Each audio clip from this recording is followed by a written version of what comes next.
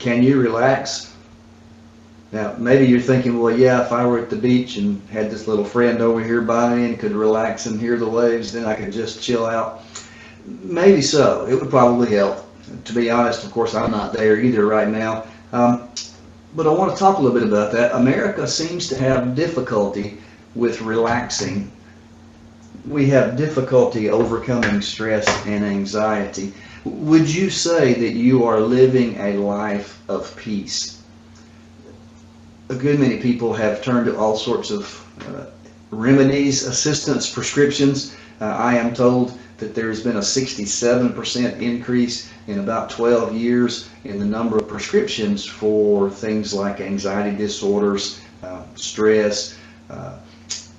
All of that kind of plays into this thing of how do we go about living a life of peace? Is there a way to chill without taking a pill? I have no problem with prescriptions, but sometimes we are addressing symptoms and maybe not a deeper issue or a deeper problem. Our positive eternal truth for today has to do with this simple idea that you can relax. You've been given a gift, you can't lose.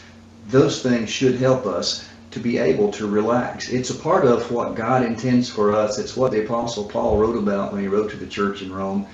And in that chapter that has so many things that are positive eternal truths for us, he has this simple statement: the mind controlled by the Spirit is life and peace.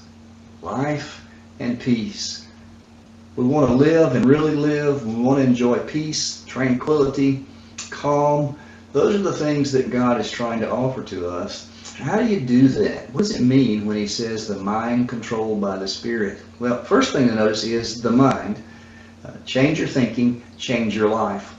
He will say in a couple of chapters on down the road that you can be transformed by the renewing of your mind. What we think about has a great deal to do with how we feel and what we will do.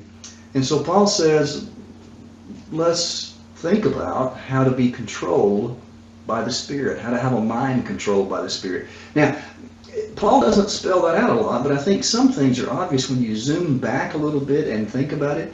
What is Paul doing when he suggests this possibility to them?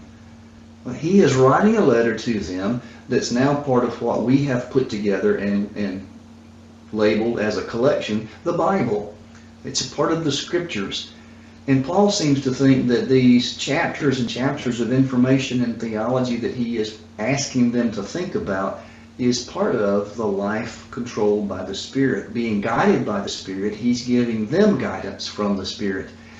When you think about Jesus, 3 times he was tempted in the desert, and every time you'll notice that even the Son of God responded with, "It is written, it is written, it is written." Jesus knew the Scriptures, and he had been saturated with them.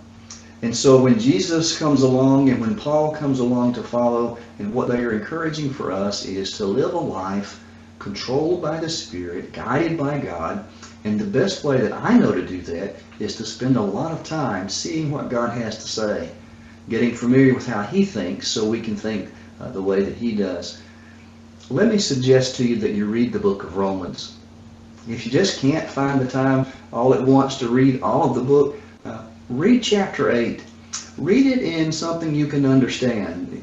Experiment a little bit. If you have something like Bible Gateway, you can see a particular verse in any English translation.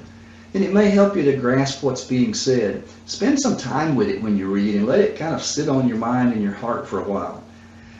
If you have time to do that, I think what you'll find that as you read through what God has offered, the gift he's giving us, the no condemnation, and some of the other things we're yet to talk about, that as those things become part of what we focus on every day, we begin to experience life and peace.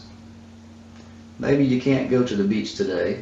Some of the beaches still aren't open, but you can go in your mind. And more importantly, you can take your mind to positive eternal truths, to things to think about that give you calm, that give you peace, that give you reassurance, that give you hope, that just make you feel better about life. My prayer for you today is that you can think about those things, focus on those things, and have a day filled with life and peace.